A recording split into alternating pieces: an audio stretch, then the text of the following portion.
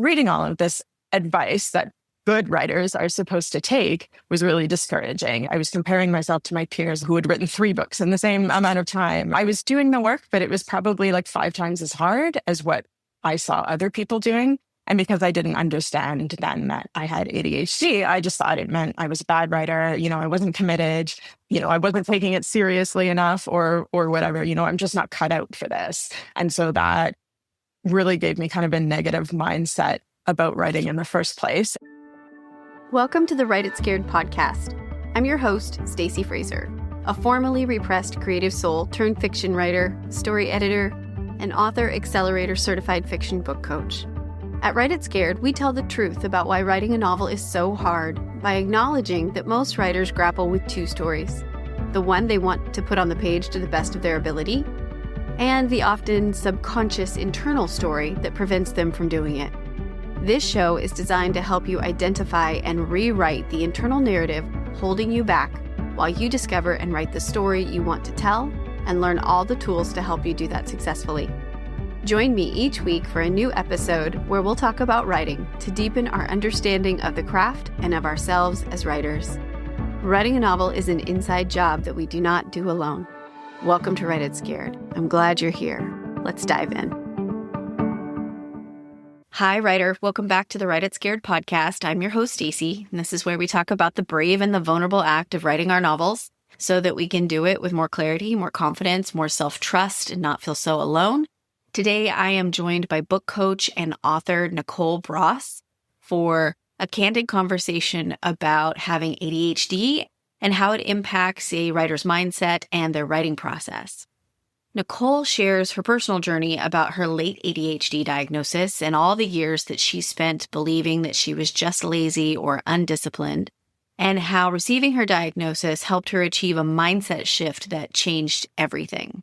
We also dive into her new nonfiction book called A Novel Approach: Strategies for ADHD Writers, and discuss practical tools that she and her co-author offer to help writers finish the projects they start. We talk about issues with motivation, experiencing paralysis, shiny object syndrome, tools such as outlining, and why a lot of traditional writing advice simply doesn't work for neurodiverse brains. If writing has ever felt harder for you than it should, this episode will give you some compassion and some clarity, whether you're neurodiverse or not, and some concrete strategies to help you move forward. Let me give you Nicole's bio, and then we'll jump into the interview. Nicole Bross is a certified fiction book coach and editor, and the co-author of a nonfiction book for neurodiverse writers called A Novel Approach: Strategies for ADHD Writers. Her debut novel, Past Presence, is an adult supernatural mystery and was a top 3 finalist for the Arthur Ellis Award for Best First Crime Novel, awarded by the Crime Writers of Canada. She's also been editor-in-chief of Birthing Magazine since 2015, and her writing has been featured in many print and online publications, as well as nationally broadcast nonfiction TV shows. As a book coach, Nicole specializes in supporting neurodiverse writers to work with their ADHD to develop healthy, sustainable writing processes. Hey, Nicole, welcome to the Write It Scared podcast. I'm so glad to have you on to talk about your book, The Novel Approach. So we're going to get into that. But before we do, how's it going?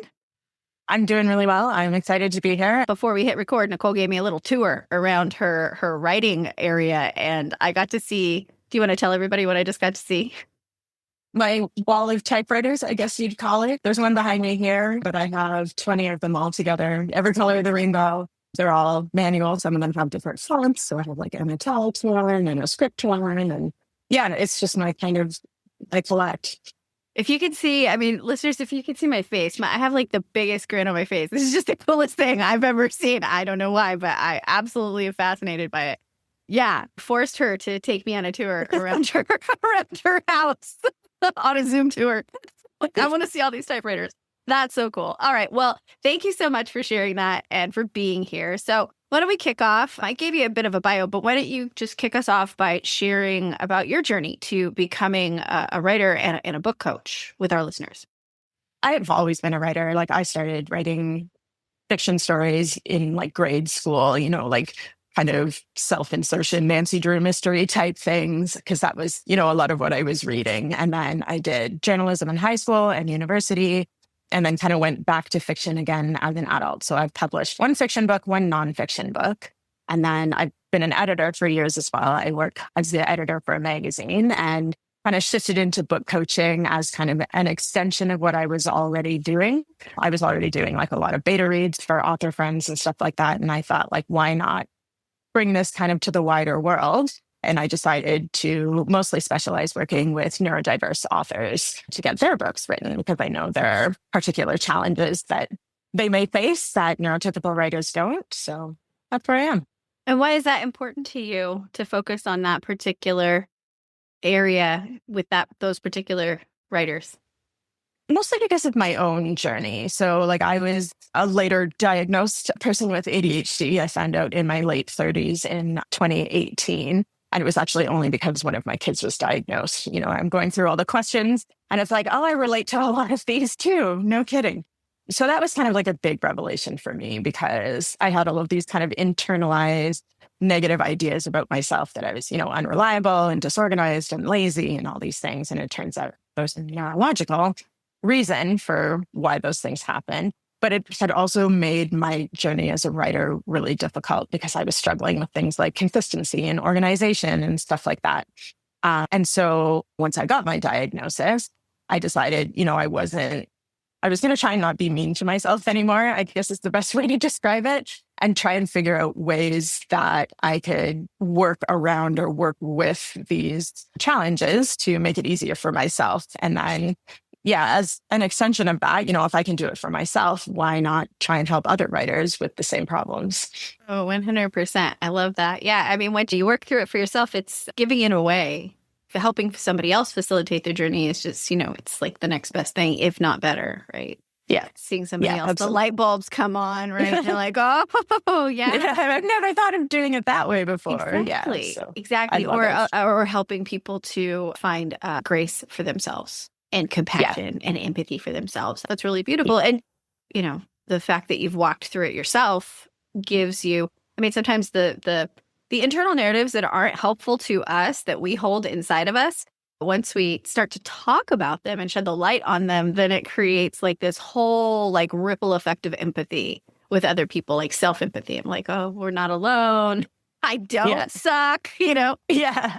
Well, exactly. I had it planned out that we were going to talk about the book, The Novel Approach, first, but if you're okay with it, let's talk about your journey. You mentioned that you struggled and you didn't know what was going on. So I'd like, if you're okay with that, changing gears a little bit, talking about kind of your personal experience with ADHD. You wrote a fantastic article called When the Brain is Your Enemy, Life as a Writer with ADHD, and it was published on booksbywomen.org. And I loved reading it, and I will link it in the show notes too, so that other people can go take a look at it. But would you please share what your writing process was like pre-diagnosis, and what did you struggle with? Consistency was a big one. You read these writing craft books and they're like, you should sit down at 8 a.m. and not get up until you've written 2,000 words every single day. The most important thing you can do is write every single day. Yeah, everyone knows that particular process. But even things like, doing morning pages is something that it doesn't work for me. Like I can't get up and write 3 pages freehand first thing in the morning because my meds haven't kicked in yet. Like I am not in a frame of mind to do that. And so, reading all of this advice that good writers are supposed to take was really discouraging. And so I was already really down about myself because I could only write, maybe 400 words at a time. And it was such a struggle. And so I got through it. I finished the book that was eventually published, but it was really hard. I was comparing myself to my peers a lot, who had written 3 books in the same amount of time or whatever, or they'd already finished their second book and I'm still like editing my second draft or whatever. So it was, I was doing the work, but it was probably like 5 times as hard as what I saw other people doing. And because I didn't understand then that I had ADHD, I just thought it meant I was a bad writer. I wasn't committed. I wasn't taking it seriously enough or whatever. I'm just not cut out for this. And so that really gave me kind of a negative mindset about writing in the first place. And so then if you think about it like that, why do you even want to do it? So it was a struggle. Yeah. And you mentioned, I mean, you have a fiction book out, an adult supernatural mystery. What's the title of it? Past presence. Past presence. Thank you. Yes. So was the writing of that book pre-diagnosis or post, or in the middle, in the midst? I wrote it pre-diagnosis, but then I got the diagnosis before it came out. So it was I think I had signed the publishing contract by the time that I had actually received the diagnosis. So yeah, moving forward, writing from that point onward was a completely different experience just because of how I was thinking about myself and my process. It took some time to figure out, all the tools and strategies that were helping me. Like that took a long time and, trialing meds and stuff like that as well. But it was the mindset shift that made the biggest difference for me. What was the mindset shift? I mean, if you could put it in a nutshell, what do you think? Honestly, it went beyond writing. It was like the mindset shift was, I'm not a bad person, is the easiest way to put it, because I kind of felt all my life that I was because of these traits. And so thinking about myself in a different light really made a difference. And it didn't come all at once. Like it wasn't like an instant, one day I think this and the next day I think that. But it was, starting to steer in that direction that changed things. So it sounds like once you did get your diagnosis, that it was a game changer for you for the mindset shift, especially. But as far as the writing goes, like how did it change your approach to writing? Again, the compassion thing was big, but I did start to try and find different ways of like motivating myself and different ways of kind of making myself accountable, being more, I guess, mindful about blocking off time consistently so that I would, have something literally in my calendar that said writing time. Because if we just tell ourselves, I'm going to write today, what does that mean? When, where, what is your strategy for this? So for example, like every Thursday night, I would go out to a little coffee shop in our city. And that would be like my protected writing time. And it didn't matter, what was going on with my kids at home or like anything else. Like I am leaving, I am getting out of this chaos place and going and working on my writing. And that at that point I had like 2 fairly young kids. So doing things like that, I started really kind of in earnest tracking my progress so that I had a visual kind of reminder of how things were moving forward. So I like made myself a spreadsheet and just put my word count in it every day so I could see that number growing. And for me personally, I found that really motivating because I can see how much closer I'm getting to the end. And I also started kind of tracking information in addition to that. So like, what time of day was it? Where was I? How am I feeling like in terms of my mood, so that I could try and find an optimal time where I do my best work. And it doesn't mean that, you have to get super precious about it. And like, I only work when it's 22 degrees outside and, sunny and whatever. I'm Canadian, so we use Celsius. I don't know what that is in Fahrenheit. It's warm. It's pleasant. It's pleasant. So yeah, things like that. So that I understood, like, if I am going to block time off, maybe first thing in the morning isn't the best time for it, because when I try and work in the morning, I don't get much done, versus after dinner when things have settled down a little bit, I'm more productive at that time. So trying to find that information about myself and just be curious about what is working best for my brain so that I could optimize my time, because, I had a job, I had 2 young kids, I had, all the responsibilities of living in the world. And when you don't have much time, you want to make sure that you can use it as best possible. Sure. Yeah. Optimizing it. Yeah. So it sounds like it opened up kind of a journey of exploration into self-awareness. Yeah. Does that make sense? Did I say that right? A journey of like figuring yourself out and how you tick, and less of measuring yourself against how other people tick. Very much less of that. Yes. Yeah. Yeah. I could use a dose of that also. And I noticed it's hard. It is damn hard. It's damn hard. I just have a tendency, always have, that like over there's better. Like whatever, whoever's over there and wherever they are is better than probably where I'm sitting right here. And I have to catch myself in that all the time, constantly. Yeah. Since your diagnosis, have you been able to see any advantages that having ADHD brings into your life and your creative process? Oh, for sure.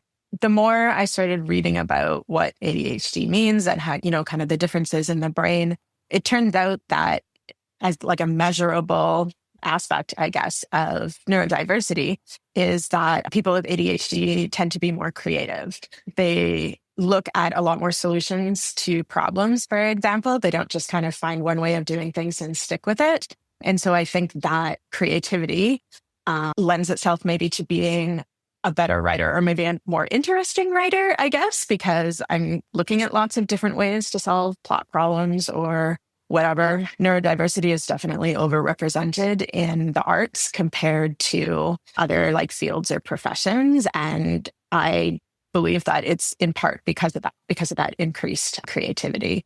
And I guess the other big thing is when I can hit it, when it happens, that kind of hyper focus where everything in the world drops away and I'm only focused on writing can be, a massive leap forward in terms of productivity because, everything just stops existing except the words. And that's another kind of, I guess, mind state that people with ADHD can kind of drop into. And when you're doing it on the wrong thing, it can be quite negative. But if you can kind of direct it toward writing, yeah, that's kind of a great advantage.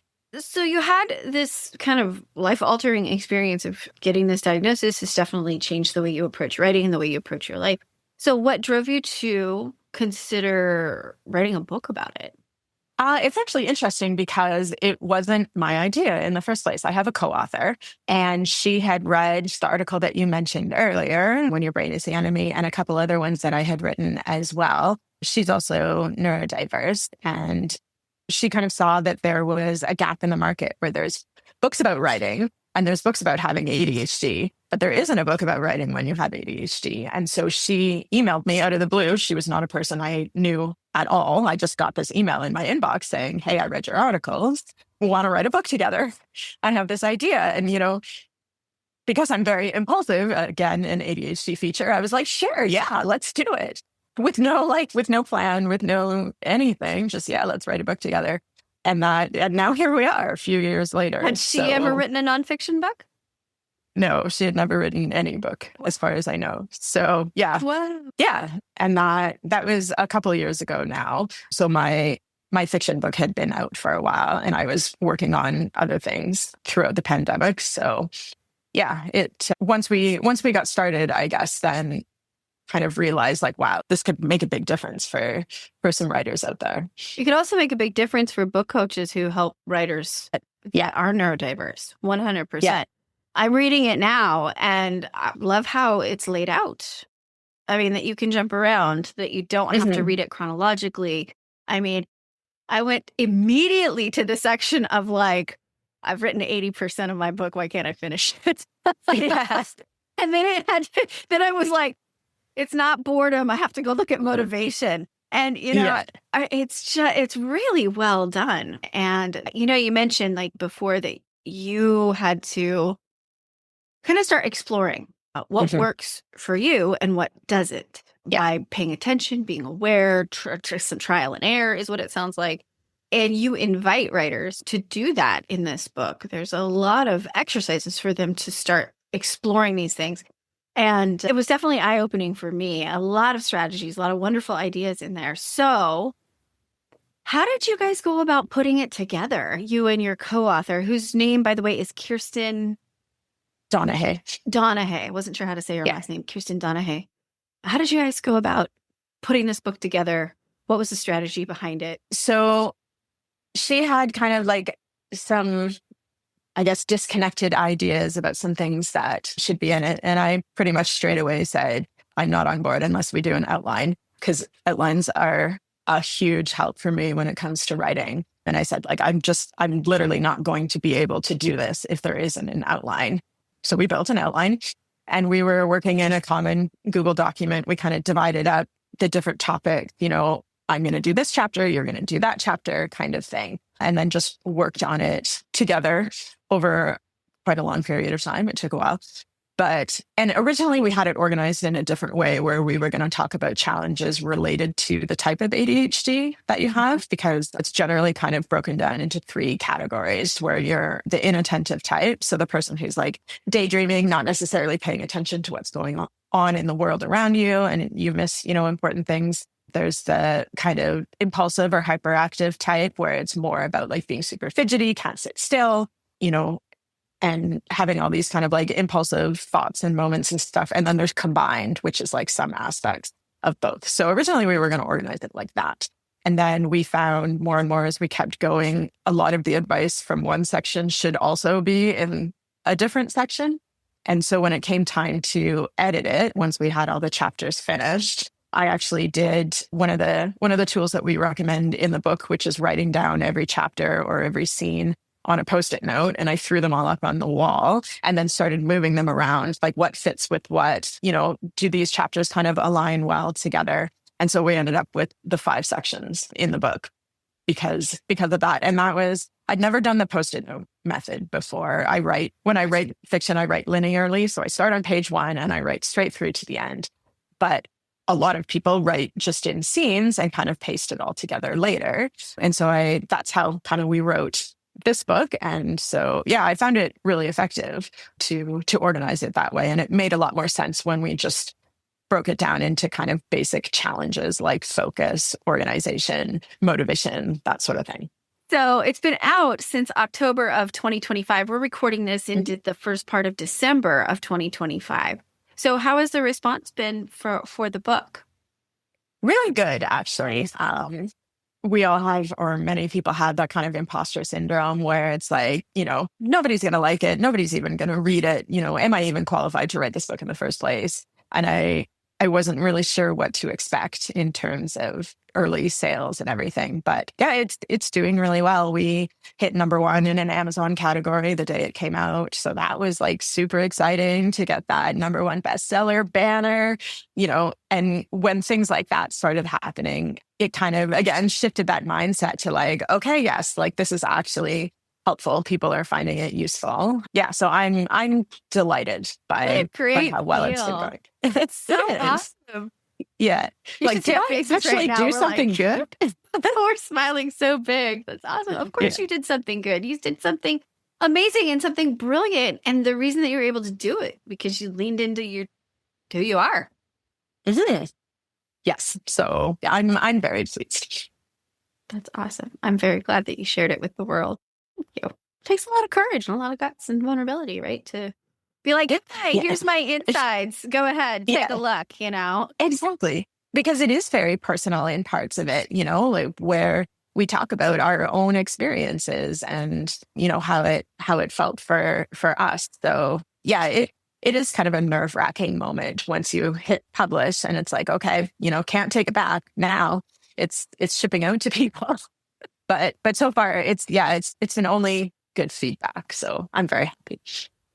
I'd love to ask you a few questions that came up for me as I was reading the book. I really appreciated how you were able to highlight some of the patterns or some of the issues that writers may deal with, even if they're not diagnosed, even if they don't know like that this is a problem for them.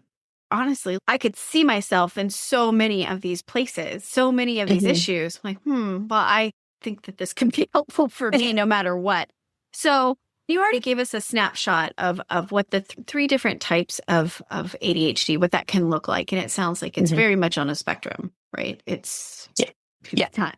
There are degrees of severity. Like it's like you go to this box or you go to this box or you go to this box and you stay in that box forever. It's not like not at all. Okay. Well, let's just talk some tips for writers who are struggling somewhere on the spectrum of ADHD.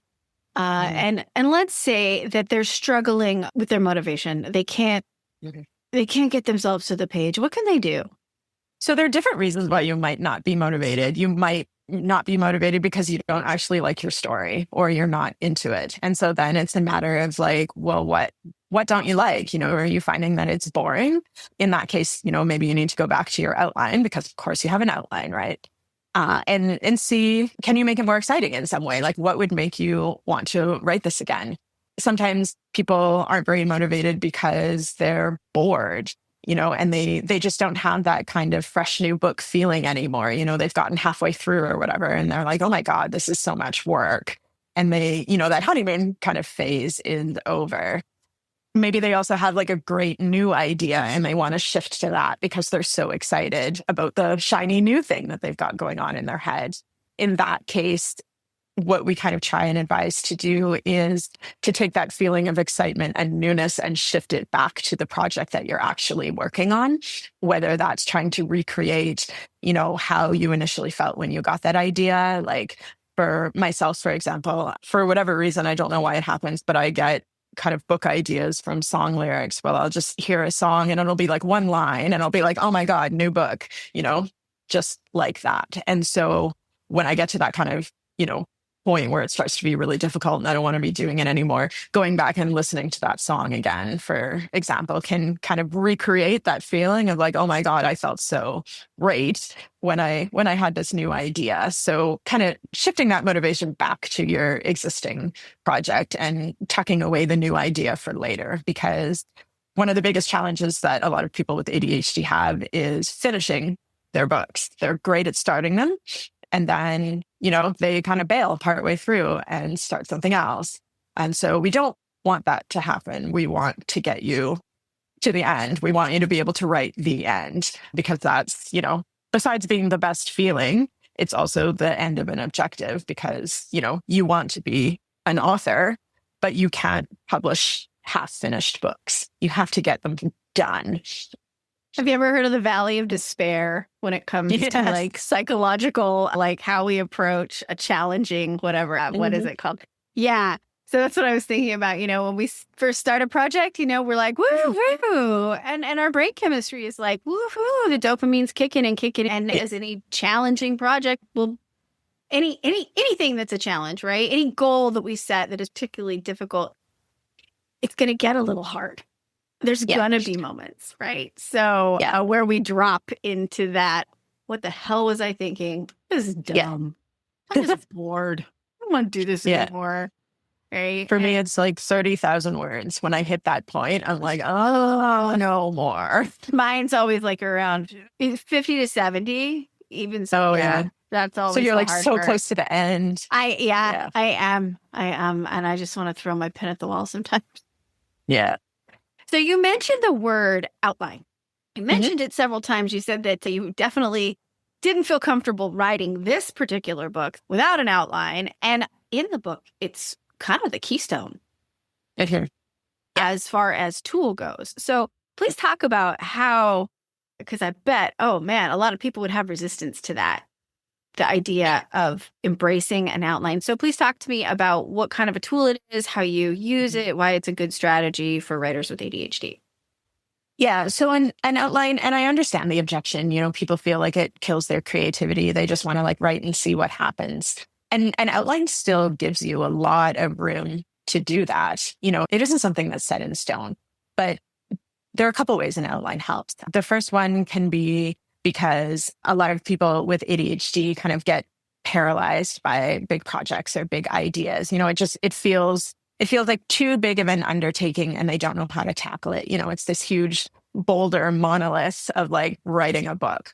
And so an outline can really help in that respect, because if you don't know how to get started or you don't understand what writing a book means, an outline will break down, the idea of a book into chapters or scenes where they become much smaller, kind of manageable pieces. So instead of, writing a book today, you are writing one scene or, even one page or whatever. And you have this kind of roadmap to tell you what all those different blocks are. So it could become, easier to just keep going.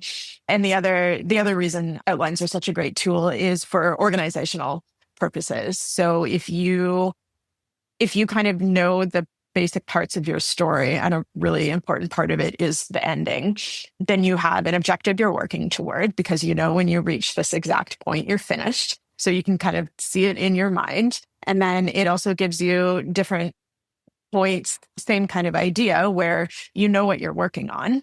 So you're not spending a lot of mental energy trying to figure out like, what even is my story? What am I writing about? Is what I'm writing about going to be a complete waste of time because it doesn't follow the narrative. So it kind of takes a lot of that mental chatter out of your head, I guess, is a good way of putting it. And then shows you, where you're headed toward. And it doesn't mean that you have to write it linearly like I tend to do. Like a lot of people will just, I want to write this scene today and do it because you have an outline which tells you all the different parts. And then you can kind of pick and choose whatever excites you the most that day and kind of figure out putting it all together later. So I'm a huge proponent of it. I also think it kind of cuts down on the revision phase, because if you already know that all of your scenes have like a point or a purpose toward the ending of your story, then you're not writing a lot of kind of extra stuff that you're just going to end up doing later. And I find that makes revision a lot easier. And outlines can be super simple. Like they can just be a few bullet points of basic ideas. They don't also have to have everything in them. Like a lot of my outlines will literally just say a bunch of stuff happens. Because I don't know. I know what happens later, but I don't know what happens in this part. And I find it's helpful if I can at least write what needs to happen in that scene in order to get to the next point. So I can say, these two people need to have a fight. But I don't know what the fight is about. I don't know, what they're going to say to each other or anything. But that has to happen to push forward to the next scene. So I find it massively, massively helpful. And my outlines are kind of beasts. Like they can be 10 or 12,000 words long. Like it's almost a draft in itself. But having for me that level of detail makes it so easy once I start drafting to just look at it and go, oh, this is exactly what this scene needs to do. And then just go. Mm. Yeah, I love that. And I love that you said that it can look,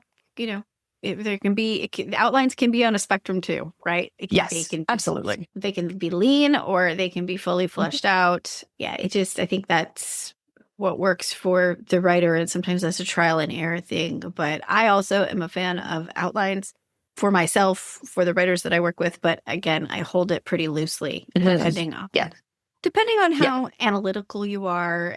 But also, a lot of times you can't figure stuff out until you get to it. Until you get to the writing of it. And you can't force it. You can't No. You can't force and it when out.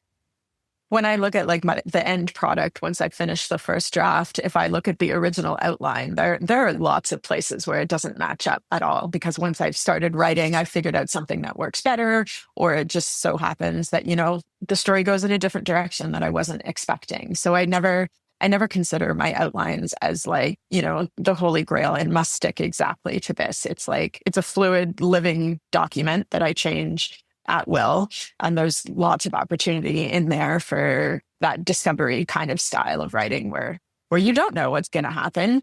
Your outline just kind of gives you a rough starting point for where, where you're jumping off from. Couldn't agree more.